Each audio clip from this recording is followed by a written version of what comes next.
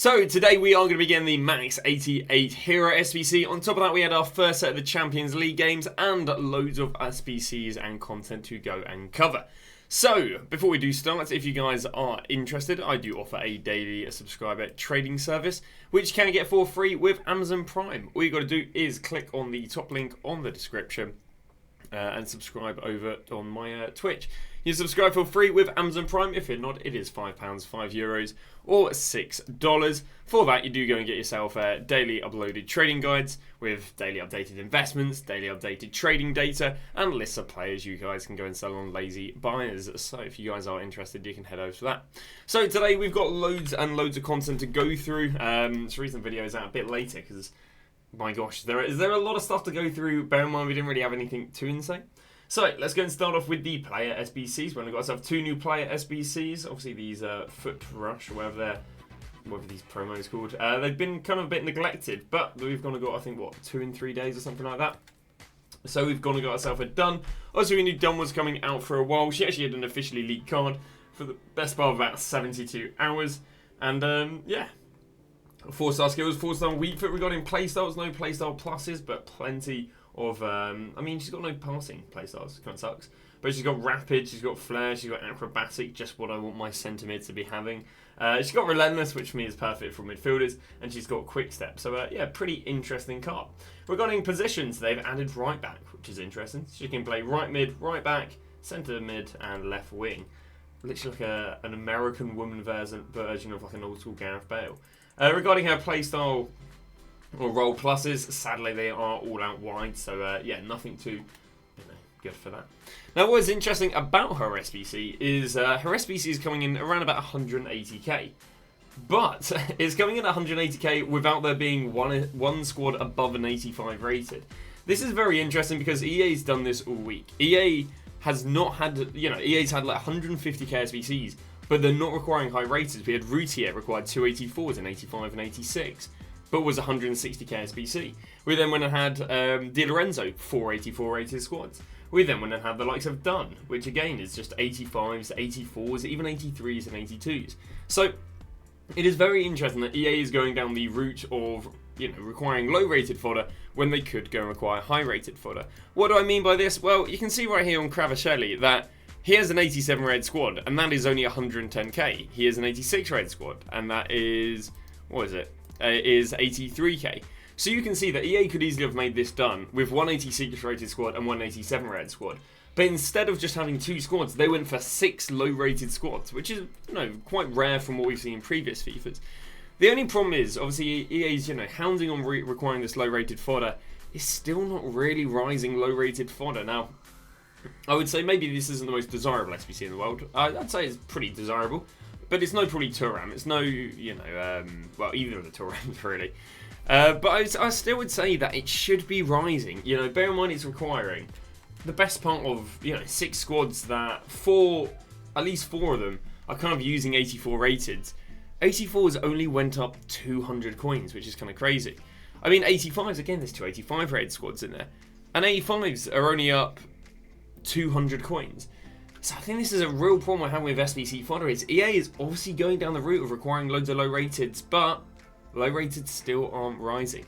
And I think this is just due to the sheer amount of supply and discard recovery. So we're not quite sure what on earth it is going to take for these low rateds to rise, because obviously we do have today's Hero SBC, but after the Hero SBC, then fodder's going to get resupplied on the Thursday morning. I mean, there isn't that long, for fodder basically to get rarer before it goes back down again. And again, EA's obviously released loads of SBCs this week, all requiring low rateds. So we'll talk about how other rateds did. 86 rateds, exact same rating as yesterday. Now, another interesting thing is they keep on going for team of the week. We can see 1 team of the week, 2 team of the week. What is that? 1 team of the week, 2 team of the week, 3 team of the weeks here. I think Barcola needed another 2 team of the weeks. So did team of the weeks rise much? Not madly. I mean, discard team of the weeks went from 10.5 to 11. 85 rate team of the weeks went from 12.7. I mean, 13. There's probably no difference pre and post. We can see Garassi, no difference pre and post. Shaw's up about a K. She's had a pretty decent rise this week, going from about 17k up to 20k. We did call her at 17k on the old trading guide, and of course, even on PC, she's up from 13 to 18. So The slightly high rated informs are doing well because of course they're being used to carry the SBCs. But yeah, nothing too crazy regarding fodder rises. Well, how did Link investments do? Lavela, perfect Link, didn't really rise. Sophia Smith kind of got pumped and dumped a little bit. Went up there from 330. I think she got as high as 380. I said, you know what, this is a pump and dump. She's going all the way back down again. And, well, she actually did rise going up to 360, but now she's back down to 340. The price she was yesterday. Inform Rodman didn't really see anything too progressive. 420 before the SBC, 420 after the SBC. Rodman's base card here, though, obviously a massive flop. This is the second time this week now that gold cards who are link investments to the SBCs are flopping. So, more likely than not, you're not going to go and touch gold cards as a link investment, which is kind of normal for FIFA. But again, if you want to bought her with a hunter, I do believe you were kind of held more secure. I talked about this in previous videos. If you go and buy these gold cards with hunters and shadows, especially in the more long term, you should be able to avoid taking as big of a loss. Short term, you still might go and see these cards getting panic sold because, of course, people might be buying the base cards. But again, long term, what we should see, there we go. I mean, oh no, I'm market suspended. Brilliant. But yeah, at least short term, you should see there being less less of her with a hunter, meaning they don't get spammed on the market quite as much. Sadly, I'm market suspended from doing loads of icon trends, so I can't actually show you the price. Kind of sucks. Swanson, again, not really seeing any rise. I think she's literally still SBC fodder. What about cards like Howard? Well, Howard again is the same price pre than he was post. Marta, interesting enough, went from 47 down to 40, despite Dunn being a play right back and Marta being a play striker, because they're obviously both cam/central players. Marta has been replaced and dropped. Interesting enough, some centre mids dropped. I mean, these are centre mids, they're in packs, so they're a little bit biased, but Ndombele went from 13 and he's down to 12. Hierro went from 98 and he's down to 81. Bellingham went from 176 and he's down to 163. Again, not really the best examples, but I'll be honest with you, I don't think really Dunn was dropping anything too significantly. I think I was looking at Veron yesterday. I saw Veron post Dunn coming out, did have a little bit of a drop. Does this show here? Yeah, Veron before Dunn, 147. Veron after Dunn down to 135. I mean, he'll go back up again, but yeah, we can see that some of the cheaper icon centimeters that maybe been used to go and link in these NWSL women have gone and dropped. The second SBC we only got was Bradley Barcola. There's not really much to say about Barcola, other than he's not really that demanded. Interesting enough, I gave him a second inform upgrade. I said, you know, I said a lot of these predictions are like 85, 86. I said, or 86, 87s. I said, you know what, these guys are completely off. All they've been doing this so far this year is releasing a single inform upgrade for the POTMs. Again, RTK cards normally have zero relevance in this. It's only informs that have relevance to what the POTM becomes. Well, interesting enough for Barcola, they went and gave him a double inform upgrade. Now, I would say that the SBC did come a week later than we expected. So have they gone and double inform upgraded him to make up for the lack of, I don't know, the lack of speed of releasing him? God knows. 210k, I don't think it's anything too crazy. 4-star skills, 3-star weak foot, no playstyle pluses, no role pluses. You know, left wing utility, right wing utility is not bad, but yeah, just not too demanded. And you can see this with his kind of link investments. If we go over here, we did go and have people, perfect links. We did go and have people buying Dembele as a link investment. I mean, if we go hourly yesterday, we can see that Dembele has gone from 81 down to 63. We can see informed Dembele has gone from 430. He's actually down at 400 at the moment, which I actually think is quite a good deal. I think that can rise quite nicely after the rivals. Marquinhos, we can see obviously was invested for him 196. He's down to 175. Slightly worry Marquinhos as well is the likes of Ibanez SBC coming. We've obviously covered that in previous videos. Cards like Lemuse, he's not really down significantly, which, you know, is quite nice. Bear in mind, he could have been panic sold a little bit more, but yeah, nothing really going on too crazy with that. And I don't think we saw comparable players also dropping. So other than that, we did go and see the likes of the 80 plus upgrade SBC coming out yesterday, or sorry, the 5x 80 plus upgrade. Yeah, I actually did some more 80 upgrades yesterday and got myself Carl Walker. So I think now my whole back line has been funded via upgrade SBCs, basically. Yeah, I haven't taken Trent out. I mean, my chat did say that Walker was very clunky, and I'm not the biggest fan of clunky players because actually Lampard has Lampard's really let me down in the cam because his dribbling is just well, it's Goliath-like, I think is the only way to describe it. So yeah, let's say new upgrade SBC. Cool, nothing too crazy. Regarding leaks, of course, we expected to go and get an 87 SBC, just an 87 re-released Icon SBC with the exact same requirements. We expect to get it on the Wednesday, we expect to get it on the Sunday. That's because so far this year, every single Icon SBC we've had has been the exact same as last year, but EA's changing the trend up. They're going from an 87 and changing it to a max 88 rated upgrade. So what does this mean? Well, Last year they didn't actually drop a maximum 88 rated upgrade. They just went straight to any hero upgrade. But the maximum 88 does add a load of great players. It adds the likes of Hazard, it adds Paulo Futre, it adds Di Natale, it adds other players I can't remember off the top of my head, but it adds at least I think 4 or 5 500k plus players, and you're only missing out I think on the 89 rated heroes. Heroes don't go too high rated, so there's not much of a difference. Now last year the max 87 hero had an 86 rated squad, whereas the any hero had an 85 rated squad with a team of the week. Now the reason I think that the requirements were lower were because I think Fodder was up quite significantly, and because Fodder was up quite significantly, you can see this one at an 86 was 90k, whereas this one at an 85 with inform was 86k. So you can see there wasn't too much of a difference. But it's quite interesting that they price matched it, so yeah, we could potentially expect to see, even though we were expecting repeat requirements with a max 87, now it's a max 88, they might just release requirements very similar to this. But again, I'm not expecting too much of a change. I'm expecting them to go kind of low rated and probably one team of the week required. Are there any investments regarding investing in it? No, not really. The reason for this is we didn't really see too much of a significant rise on fodder for last week's icon pack, and unless you can go and repeat this hero pack twice on the day of the release, I don't think it's going to be sucking up enough fodder for it to be worth. What I do think your investments are I think they're going to be hero cards that are panic sold, icon cards that are panic sold, and outer pack special cards that are panic sold. This has worked really well for the last 2 weeks, but do be aware, we learned something last week, and I'll tell you what we learned last week. We learned to not go and pick the cheap plebs. The cheap plebs didn't really have a great rebound after the Icon SBC. We can see that last week the Icon SBC came out here. Did the cheap plebs have a good rebound? He went from 120 to 126. No is the answer. But if you're going to grab someone who was, I think this was a good example. If you can go grab someone who's a little bit more expensive, Nedved for example, who's 300k, we can see that he went down to 290 and rebound up there to 320. Even got as high as 350 Friday midday. So when it comes to buying icons and buying heroes, what I'd recommend is don't buy probably icons below 150, especially below don't buy icons below 200k, especially below 150, especially icons that didn't have great rebounds last week. And I'd also say heroes, try and keep it above 50k. Don't get me wrong, the vast majority of heroes did work last week. But yeah, do try and keep it above 50k. If you keep it above 50k, then you don't have to worry about, people were actually replacing them and not buying them back, which is kind of what happened last week. Yeah, I mean, we only saw no rebounds to the price he was previously. But yeah, try and keep it to the more expensive heroes regarding cards being panic sold. Other than that, stuff you can also go and buy, Total Rush Team 1. I really like Total Rush Team 1. Players who are very heavily inflated as an investment. Now, people will go, why would you want to go and buy something that's heavily inflated? Surely if it's heavily inflated, you've missed the investment. Yes, in hindsight, you have missed a potential profit. But the thing is, that's going off the presumption that you got the right players, because not necessarily all the most used players had the best rises. For example, Delo wouldn't have had the most users.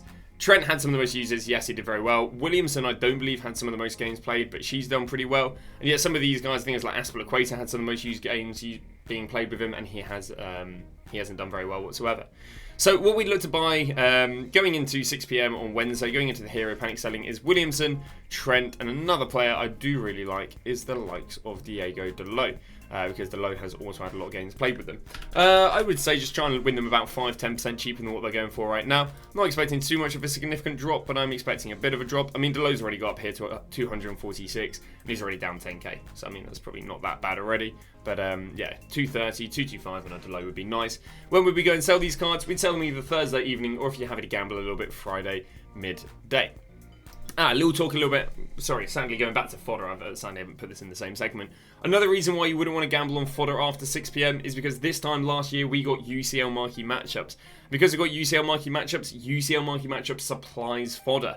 So not only are you having to battle against all the pre-investment for fodder, but you're also now having to battle against the supply coming from UCL marquee matchups, which again normally give 25k packs, 35ks, 45. They give some pretty decent packs because they're normally slightly more expensive marquee matchups.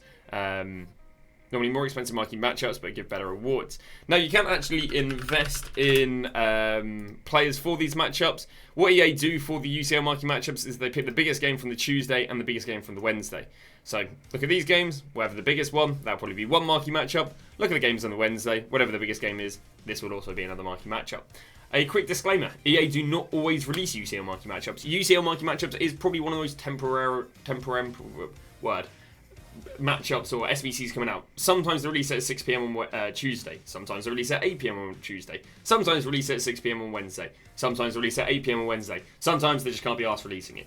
It is very temperamental. Boom, that's the word. So do be aware that yes, you could buy the cards. Yes, they might drop marquee matchups. Might not drop the marquee matchups, and they could go down. The idea is if you go and buy gold rares from the biggest clubs or from the biggest games, and they're discard, in theory they can't get any lower. So, or you can go and buy non-res, ideally also near discard. So just another little investment. What else do we have to go and talk about? Oh yeah, regarding the heroes and icons, we're going to look at investing in. You're basically just going to look at buying any heroes and icons that are down about 10% from what I'd say they averaged yesterday. If you're getting 10% from what they averaged yesterday, I'd say that is a pretty good buy. And another nice reason on why icons and heroes are good is next week's promo is Trailblazer. It seems that the players are now actually getting leaked for the promo. Because the players are now being leaked for the promo, we can happily say it'll be Trailblazers. Do you know what that means? That's another 2 weeks of heroes and icons rising. So yeah, heroes and icons also being very good. Because Trailblazer is just dropping promo cards with an inform or 2 inform upgrades. They're not replacing heroes and icons regarding chemistry. So yeah, really nice. The other thing we got yesterday was the Team Week being leaked. There are a few investments you can go with. Now, it's not madly advised, but if you want to gamble on us getting big SBCs next week, you can buy Harry Kane. So far, buying super high rated fodder has not worked because we just haven't had any big SBCs to the caliber we got them last year. But if you want to gamble on us getting big SBCs, Harry Kane is looking quite good. Another investment I think can do quite well if he's still about 9.5. Yeah, 9.5, around about 9k on the PC is Pedri. 86s are going to be used next week, one way or the other. He might drop a little bit out of packs, so maybe there's your investing opportunity, but he's not bad. The other player going out of packs is Kachawi, although I would not want to buy Kachow inflated on SBC prices, so I'd only want to buy around about 14.5. You know, she didn't go up for Barcola. She is SBC fodder. I don't see any reason for her to really be worth more than SBC fodder. So, yeah, we'd kind of want to pick her up for the same price as 87 red SBC fodder. Gvardiol shouldn't rise out of packs unless he fits an Evo, very unlikely. Diaby shouldn't really rise out of packs, so I'd sell him in the pre-hype. And the rest of the players are a bunch of plebs, and they shouldn't rise. But, yeah, it's starting to get leaks regarding Trailblazers. You know, it's just kind of quite nice for the hero and icon market, so I'm happy about that being leaked. Obviously, we'll keep you guys updated if there are any other investments. Regarding that, do we have much more to talk about? Actually, yeah, we've got some interesting points to talk about. We're going to talk about the road to the knockout stages. So, in previous videos, I said, sell all your road to knockout stages on the Monday.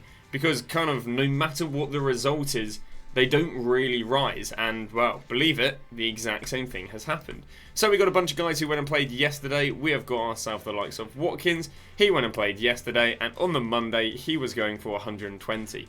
Right, he's 125k right now. But this is the best case scenario. You know, the best case scenario is that your player who's 120k is up 5k. Now let me show you stuff that probably doesn't look as appetizing.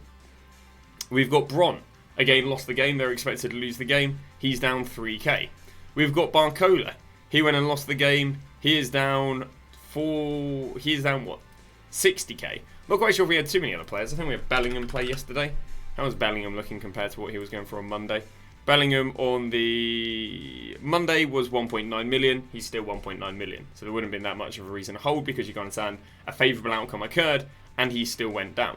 I think the other players that went and played yesterday, if I'm not wrong, Van der Beek played yesterday and what did he do? They went and won. Did he rise any more after they won? He is 15.5k. He was literally 15.5k on the Monday. They won and he's not up. So you can see it's not too favourable holding the cards. I also do believe that the players who haven't played are also down. We can go and grab Garnacho, we can go and grab Gusto. And again, it's because when players who are favourable to win don't win and they don't rise, people just go and panic sell their investments. Also, teams that are favourable to win and don't win and they crash, it also panic sells the investments. We can see Garnacho on the Monday, 410, already down 30k. We can see Gusto on the Monday was 470, still 470, give him. We can see Loftus-Cheek, obviously they lost, he went from 300 to 370. So you can see the risk versus reward. Yeah, might look a little bit muggy with the Watkins, he's up 5k, but you compare that to all the cards that are down, why is the gamble's just not worth it really? But we're going to talk a little bit about investing in them, because there are actually some investments in there. So last year, you could invest in the guys who can get upgraded off of their next game on the Sunday. So the Sunday that's up and coming, you could invest in the RTKs that on their next game, which is in 2 weeks' time, could get upgraded, and basically they rose. Now, there's a few conditions that I would want. One, I'd want the players to have had a pretty decent rise going into the hype of their last game. If the players had a pretty decent rise going into the hype of the last game, I think they can rise into the hype of their next game. I want the players to be able to, at minimum, receive one upgrade off the back of their next game. So, for example, Barcola is 2 wins off and 2 wins off there. He can't receive any upgrade. He would not be a very good investment, even with him being down. And the third one is, I want them being favourable to win. I want them being favourable to win, just because if you're not favourable to win, then the hype isn't amazing. So let's go through the guys who played yesterday, and again, we're probably going to plan on buying these on Sunday. There's a chance they actually might drop quite nicely with the Hero SBC, and that might be good. So Bellingham, just too expensive. I don't really like him as an investment.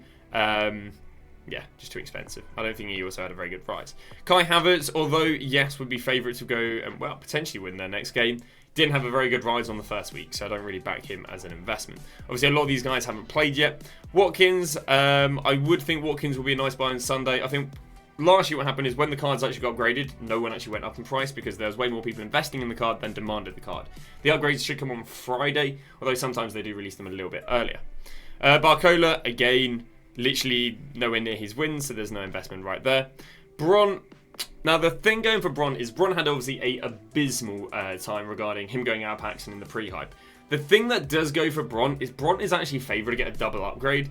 So I think the odds on him, and I think he's one of the only players who's favoured to get a double upgrade, obviously at the moment.